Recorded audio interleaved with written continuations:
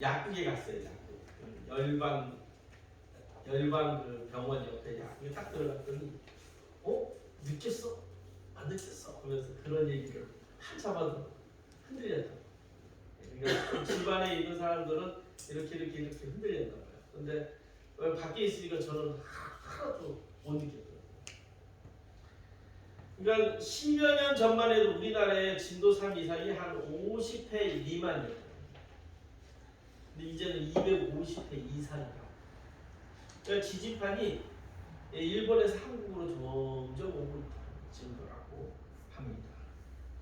지진이 많은 나라 가까이에 있는 일본 또 인도네시아를 들을 수 있는데 피해는 대부분 일본보다는 인도네시아가 큰 피해로 수백 명의 사람들이 죽어가고 있다고 뉴스로 보도되고 있습니다. 그 이유는 일본은 건축을 할 때 내진 설계를 해야만 집을 지을 수 있다는 것이에요. 근데 인도네시아는 보르네오 섬 이런 내진 설계 없이 대강 지었기 때문에 지진만 일어나면 큰 피해가 온다는 것입니다. 그래서 우리나라는 내진 설계를 언제부터 법령화했나 해서 찾아봤더니요. 88년부터 시작되었는데 좀 강화되어 가지고 아파트가 내진 설계 잘 된 거는 2015년부터. 그러니까 이 아파트를 살 때 지진이 일어났을 때 좀 안전한 아파트를 구하고 싶다 하면 2015년 이후의 아파트를 구입하면 그것도 좋은 방법이라 할 수 있습니다. 오늘 말씀은 반석 위에 믿음을 세우라 이 말씀입니다. 이 말씀은 마지막 산상수훈의 말씀입니다.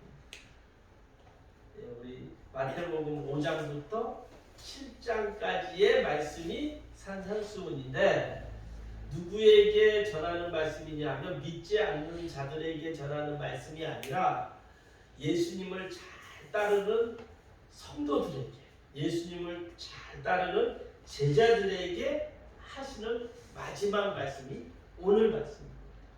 그리고 어떻게 이어지고 있냐면 주여 주여 하는 자들마다 다 하나님 나라에 들어갈 것이 아니라고 말하면서 그 다음 말씀이 오늘 반석 위에 믿음을 세우라라는 말씀입니다. 안전한 집은 어디에 집어야 하는가? 안전한 집을 어디에 건축해야 하는가에 대해서 말씀하고 있습니다. 왜 예수님은 제자들에게 마지막 설교의 내용을 반석 위에 집을 지으라고 설교를 하였을까요? 오늘 말씀은 단순한 집을 말하는 것이 아닙니다. 마지막 종말 때의 대비를 잘 하라는 것입니다.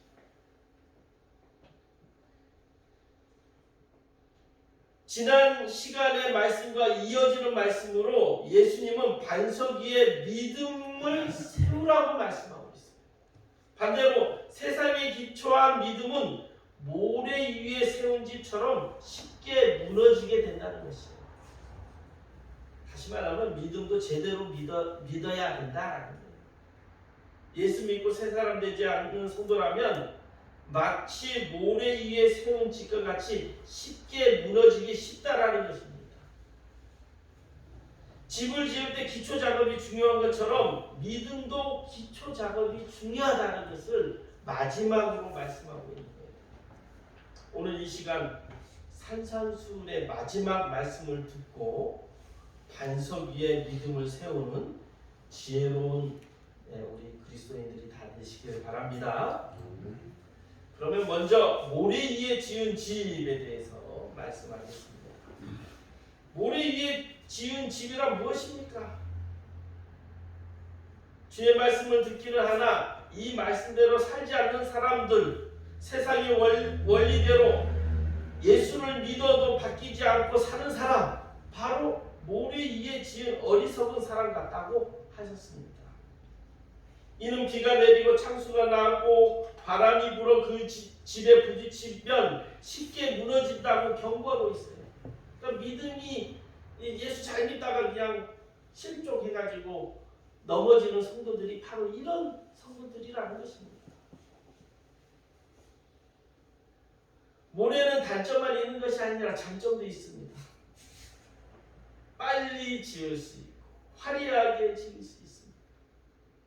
여러분 그 여름에 되면요 그 뉴스에서 가끔씩 해운대를 보여줘요.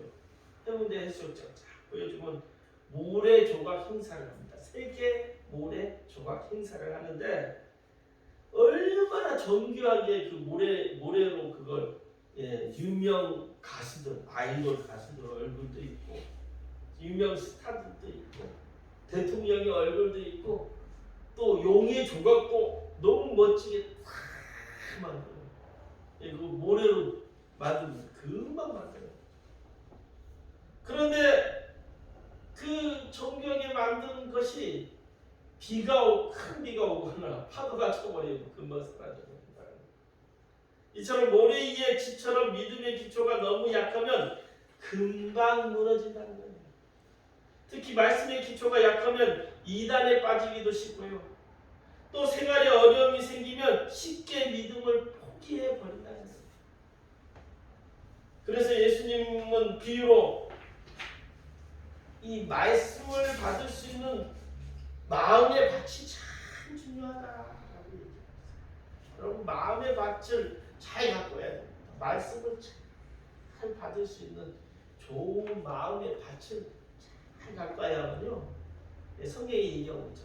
30배, 60배, 100배의 열매를 맺을 수 있느니라. 마음의 밭이 참 중요합니다. 우리 옆에 있는 분에게 이렇게 얘기합시다. 좋은 마음의 밭을 잘 가꿉시다.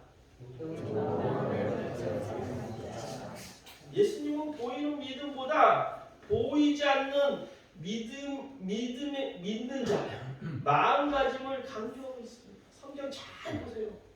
보이는 믿음보다는 보이지 않는 믿음, 그 믿음, 그 중심을 하나님께서, 예수님께서 보신다고 얘기하고 있습니다.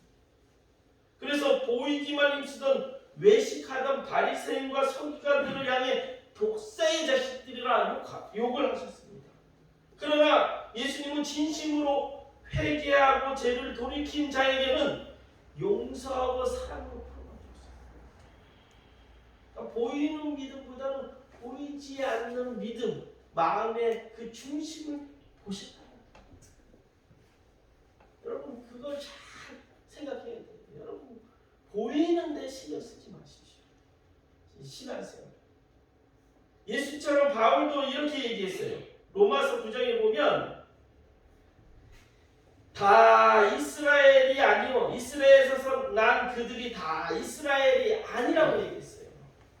육신의 자녀가 하나님의 자녀가 아니라 오직 약속의 자녀가 씨로 여김을 받느니라.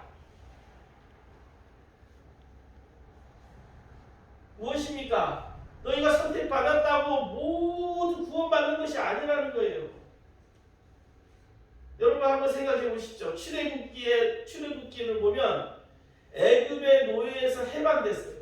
이스라엘 백성들이 430년 동안 애굽의 노예에서 나왔습니다. 그걸로 끝났습니까? 약속의 땅에 들어간 사람들은 누구입니까? 믿음으로 고백한 사람들만 들어갈 수 있어요. 특히 20세 이상의 된 자들은 딱 2사람만 들어가고 나머지 들어갈 수 없어요. 믿음이 없는 자들은 약속의 땅에 들어가지 못한 거예요. 여호수아 갈렙 외에는 20세 이상의 사람들은 다 광야에서 죽었어요. 우리가 지금 교회 다니고 예수 믿는다고 하지만 이것이 진짜 믿음이 아닐 수 있다는 거예요. 하나님 나라에까지 가야 진짜 우리가 영광의 면류관을 받는 것이에요. 아모스 선지자가 활동했던 시대에는 이스라엘의 죄악으로 얼마나 가득했는지 몰라요. 얼마나 죄악으로 가득했는지 하나님께서 선지자를 삼으려고 했더니 찾아봐도 없어. 제사장 중에 이렇게 찾아봤는데 없고 레위인 중에 찾아봤는데 없어요. 다시 말하면 요즘으로 말하면 목사, 신부님 이런 사람들을 찾아봤는데 하나님의 말씀을 전할 자가 없다는 거예요. 그래서 누구를 찾았나? 무화과 재배하는 농부를 찾았어요. 그 사람이 아모스입니다. 농부였던 사람이 아모스라는 사람이 하나님께서 택하였어요. 찾아봐도 없으니까 하나님의 말씀을 어렸을 때부터 착실하게 교육받은 자가 아니라 순수한 농부 아모스를 택하였다. 그러니까 하나님은 많이 지식이 많은 사람을 택하는 것이 아닙니다. 정말 마음의 중심에 믿는 사람,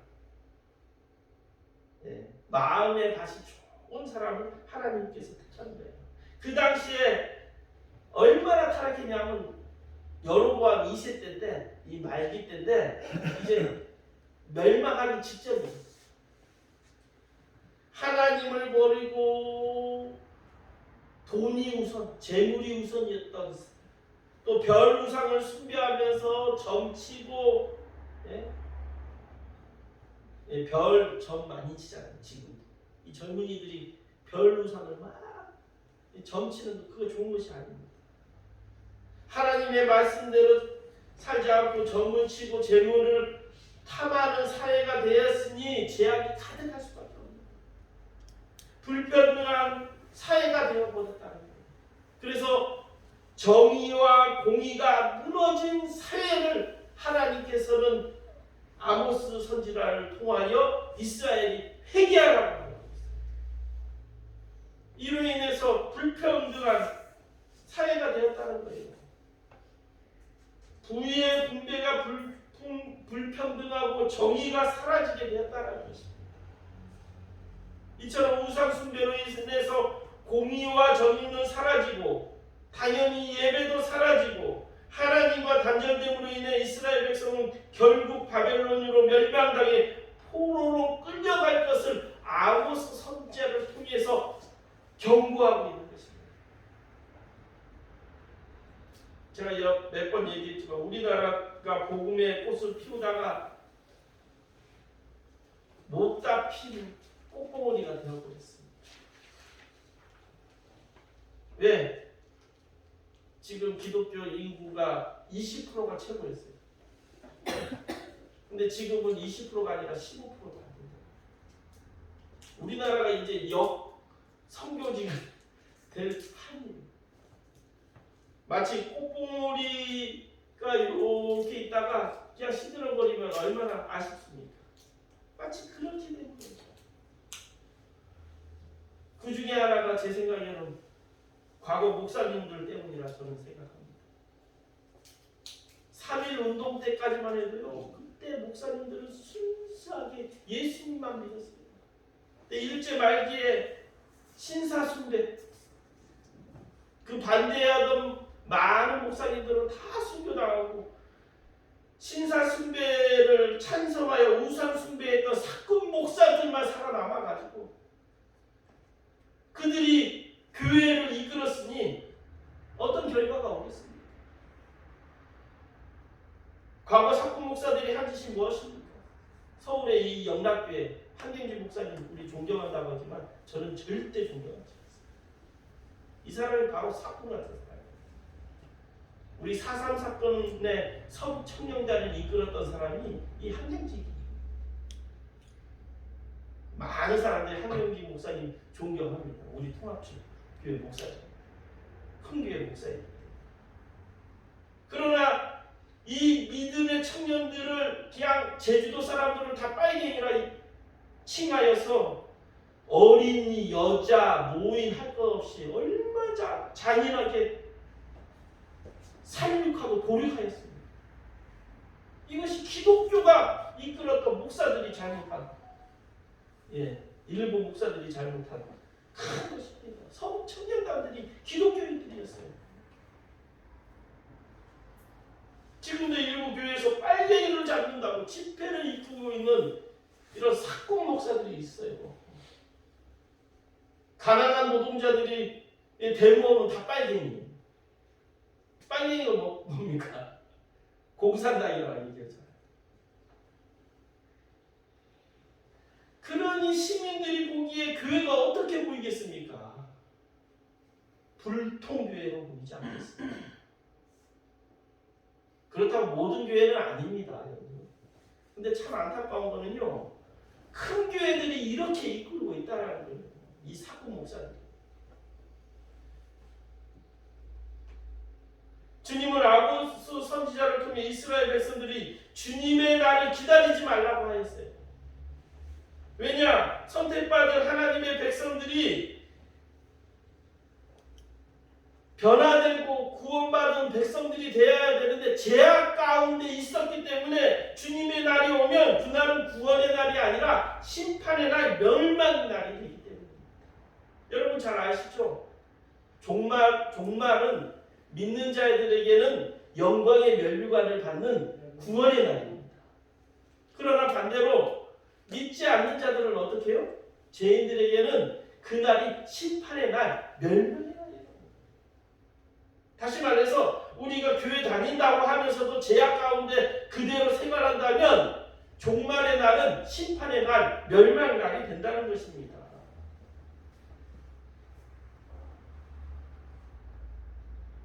이스라엘 백성들이 하나님의 선택을 받았다고 하지만 이스라엘 백성들은 가난한 자를 착취하고 억압하고 공의와 정의를 무너뜨리는 그런 사회가 되었기 때문에 심판을 피할 수 없다라고 얘기하고 있어요. 여러분 이제 중요한 말을 하고 있어요. 그냥 믿음은 믿습니다가 믿음이 아니라는 것입니다. 그렇다고 교회만 잘 다녔다고 믿음이 아니라는 것입니다. 하나님을 만나고 관계를 회복하였다면 이제는 우리가 사명을 받아야 되는 거예요. 어떤 사명이요? 이 사회가 정의와 공의가 강물처럼 흐르게 해야 되는 사회를 만드는 것이 우리의 사명이라는 것입니다. 예수님도 이 땅에 오셔서 한 일이 잘 살펴보십시오. 부자들을 위해서 일한 것이 아니에요. 가난한 자와 과부와 고아와 병자와 장애인들을 위하여 살았어요. 그러나 그때 당시에 종교 지도자들은 이런 사람들을 차별하였어요.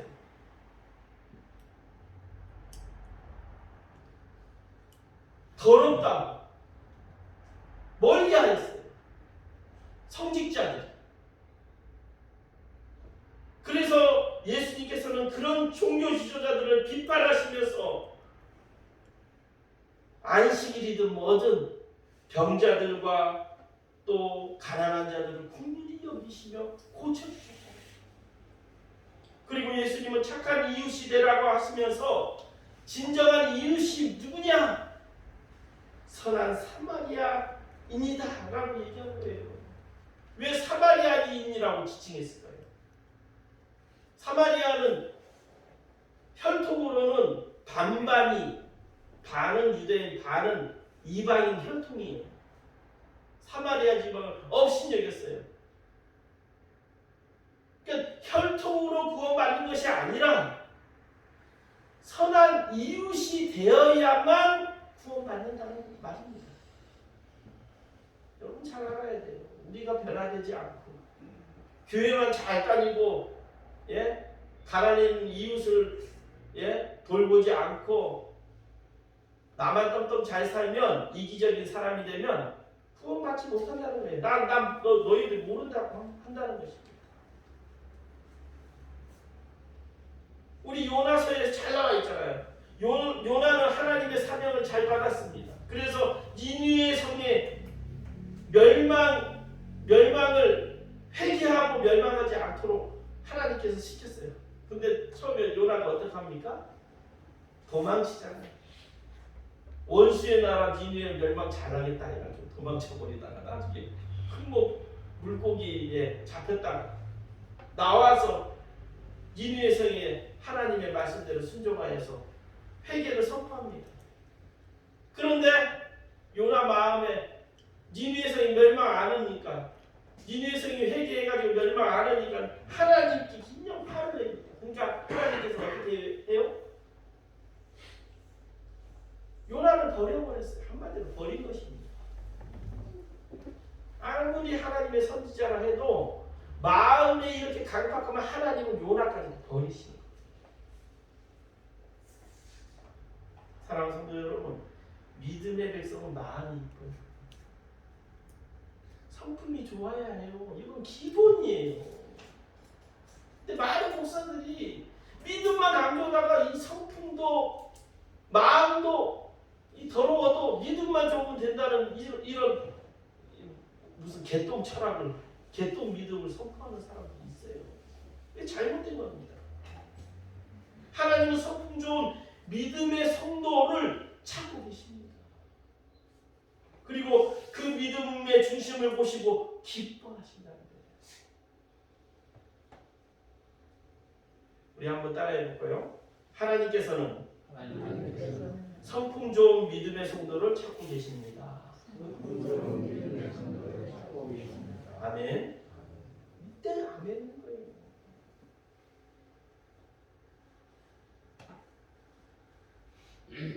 우리 한번 인사해 봅시다. 성품 좋은 믿음의 성도가 됩시다. 한번 성경 잘 보세요. 성품 좋은 믿음의 성도들을 하나님께서 기뻐하시지 성품이 개떡 같은 믿음의 성도를 좋아하지 않아요. 아주 싫어했어요. 성경 어디 한번 저 앞에 한번 찾아서 주십시오. 성품 나쁜 믿음의 성도를 찾아가지고 이 사람 믿음 최고다라고 해요.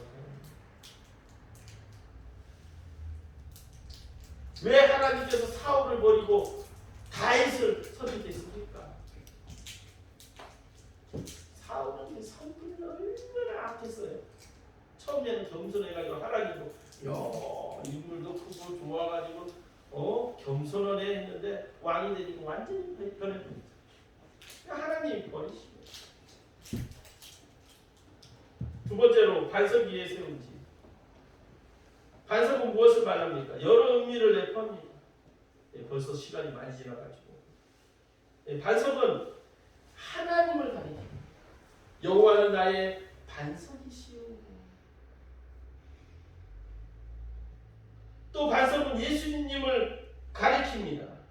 누구든지 목마르거든 내게로 와서 마시라. 나를 믿는 자는 성경의 이름같이 내 생수의 강이 흘러내리리라. 예수님 반석이신 생수가 흐르듯이 누구든지 목마른 자가 나와서 주의 영생수를 마시면 영원히 목마르지 않게 될 것이다. 수가성에 여인은 생수의 강이 흘러서 마을 사람들에게 복음을 전했던 것처럼 예수님의 생수를 마시는 자는 영원히 목마르지 않는다는 것입니다. 세상의 것은요 영원히 채워도요 채울 수가 없습니다. 요즘 드라마 인기 있는 거 아시죠? 재벌집 막내 아들 보시는 분 있어요? 그런 건 좀 보세요. 지금 우리나라 인기 1위 아닙니까? 그런 것 좀 보세요. 그런 것들 그냥 다른 드라마 막 보지 마시고 최소한 우리나라에서 인기 1위 정도 하는 것들은 보셔야 돼요. 우영우 별난 이상한 나라 변호사가요?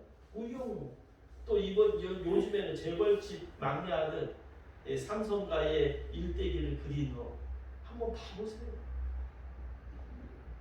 그렇게 돈이 많아도요 아무리 채워도 채울 수 없는 거예요. 그리고 그 재벌집의 사람들의 그 마음의 성품을 보세요. 얼마나 악한지. 돈을 가지면요 점점 더 악해집니다. 그 돈을 지키기 위해서. 그것을 잘 표현했어요. 재벌집 막내 아들하고 봐보십시오. 그걸로 우리가 좋아하는 돈이 많이 가졌다고 행복할까? 안 그래요. 가져도 채울 수 없는 것입니다. 그러나 주님의 그 생수를 마시는 자는 영원히 목마르지 않는다고 얘기하고 있어요. 그냥 우리가 진짜 만족을 얻으려면 그 돈을 통해서 만족을 얻으려고 하지 마십시오. 그렇다고 놀라는 것이 아니에요. 열심히 일하고 그 받은 일용한 양식에 대해서 감사하고 그리고 예수님으로 나오는 그 말씀들을 통해서 만족함을 얻으라는 거예요. 내 안에 평화가 없습니까, 성도 여러분? 주님께 나와요. 내 안에 용서가 없습니까? 내 안에 긍휼함이 없습니까? 다른 것에서 찾지 마시고요. 주님 안에서 찾으라는 거예요. 주님을 만나야 죄악 가운데 주님의 자녀로 거듭날 수 있습니다. 또한 반석은 예수님에 대한 신앙 고백을 말하는 것입니다. 든든하게 해서는 신앙 고백을 잘해야 돼요. 신앙 고백. 사도신경을 말하는 것이 아닙니다. 진짜로 주는 그리스도시요 살아계신 하나님의 아들입니다라는 것을 내가 마음으로 믿어야 되는 거예요. 그때 그 반석 위에 교회를 세우고 음부의 권세가 이기지 못하게 하시겠다고 말씀합니다. 나라는 하나님의 아들이시요 이스라엘의 임금이십니다 라고 고백했을 때 모든 것을 내려놓고 주님의 제자가 되어 주를 따르게 됐습니다. 도마는 나의 주시며 나의 하나님이시다 라고 신앙을 고백한 후에 땅끝 인도의 땅까지 가서 복음을 전하다가 순교했어요. 이것이 진정한 신앙 고백이에요. 사도신경을 안 했으니까 그건 예배가 아니다. 이런 개똥 철학이 어디 있습니까? 제가 얘기했죠. 사도신경 제가 안 하는 이유. 지난번에 안 했으면 한번 다시 제가 유튜브에 계속 올리는 이유가 이겁니다. 한번 들어보세요. 거룩한 공교회와 이것이 가장 큰 문제예요. 천주교의 교황의 그 공동체를 얘기해요. 그렇다면 하나님의 자녀들은 어떻게 살아야 하는가? 지난 시간에 주여 주여 하는 자마다 다 하나님 나라에 들어갈 것이 아니다라는 말씀에 이어서 얘기하는 말씀입니다. 믿는 자라면 온전히 하나님께 예배를 드려야 합니다. 그것이 기본 중에 기본이에요. 말씀 생활과 기도 생활 꾸준히 하는 것은 기본입니다. 이거는 기본이에요. 그 다음에가 중요한 거예요. 신앙 고백했던 제자들처럼 우리들도 세상의 소금과 빛으로 살아야 되는 거예요. 근데 믿음 생활 이 기본 중에 기본만 하고 생활 세상 가운데 빛이 되지도 않고 소금이 되지도 않는다면 이것은 어떻게 해요? 소금이 맛을 잃으면 땅에 버려져까지 밝히게 된다는 거예요. 근데 우리 대한민국의 기독교인들이 바로 그 모습이에요. 교회 안에서만 거룩한 척하고 밖에 나가서는 얼마나 이기적입니까? 소금이 맛을 잃어버렸어요.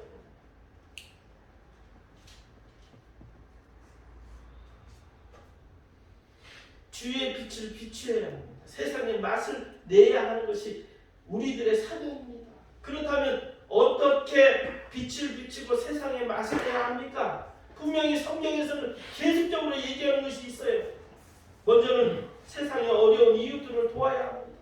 예수님처럼 가난하고 과부고 고아오고 병자고 장애인을 도와주는 마음을 가져야 됩니다. 우리 교회도 이웃사랑 운동하고 있습니다. 그것이 거기에 지금 사랑문이라는 곳에서 장애인들, 어려운 이웃들 좀 도와주고 있어요. 그런데 헌금했으면 답니까? 아니에요. 우리의 마음가짐이 참 중요해요. 어려운 이웃 편이 되어주어야 합니다. 순종이 제사보다 낫다 했죠. 헌금에서 끝이 아니라 어려운 이웃 편이 되어주는 것이 교회가 해야 되는 일이고 교회 성도들이 해야 되는 일입니다. 우리 나라 교회들이 잘나는 것 중에 하나가 그거 아닙니까? 조사에 의하면 우리 기독교가요 복지 사업에 우리나라 60%를 담당합니다. 이거는 정말 잘하고 우리 제주도만 봐도 요양원, 양로원, 어린이집, 교회들이 많이 있습니다. 이런 거는 참 잘 된 거예요. 그런데 그리스도인들이 강자의 편이 되어서는 안 된다는 겁니다. 약자의 편이 되어야 돼요. 아모스 선지자의 시대처럼 타락한 시대가 되어 하나님의 심판의 경고를 들을 수밖에 없습니다. 강자의 편. 그런데 교회들이 보면, 특히 큰 교회들이 보면 강자의 편에 서 있어요. 그리고 성도들도 그걸 좋아해요. 어려운 자의 편에 서는 것이 하나님입니다. 한번 성경에 봐보세요. 정치인들과 예수님이 논하고 있나, 부자와 논하고 있습니까? 한 번도 그런 적 없어요. 한번 찾아보세요. 선지자들이 강자의 편에 선 적이 있습니까? 그런데 왜 우리 기독교인들은 강자의 편에 서가지고 계속 강자들의 논리대로 생각하고 있습니다. 두 번째로는 공의와 정의의 사회가 될수록 앞장서서 도와줘야 합니다. 아모스 5장 24절에 공의가 물처럼 흐르게 하고 정의가 마르지 않는 강처럼 흐르게 하라고 했어요. 하나님께서는 믿음의 백성을 통하여 이 땅에 하나님의 나라처럼 공의와 정의가 있는 나라를 세우라고 우리들에게 사명을 주셨습니다. 다시 말하면 공의는 뭡니까? 불공평한 사회가 되지 않도록 믿음의 성도들이 이 사회를 선도해 나가라는 거예요. 그 예가 좋은 예가 영국의 존 웨슬리 목사님이 감리교 운동을 실시하였어요. 이거 얼마나 좋은 예인지 몰라요. 웨슬리 목사는 복음만 전하는 것이 아니에요. 복음은 기본이에요. 교회가 앞장서서 가난한 이들을 도와가며 사회를 이끌고 사회봉사뿐만 아니라 의료시설을 설립하여 가난한 사람도 의료 혜택을 받게 했다. 또한 그 당시에 통념이었던 노예 제도를 반대하는 사회 운동에 앞장선 것이 교회였어요. 그래서 영국은 807년에 노예 무역을 폐지했어요. 이것이 교회가 앞장서요. 존 웨슬리 목사님. 그리고 833년에 노예 제도를 폐지했어요. 이것은 미국보다 약 30년 앞선 일입니다. 이 교회가 해야 될 일이 이런 거예요. 사회에 불평등한 거, 잘못된 거.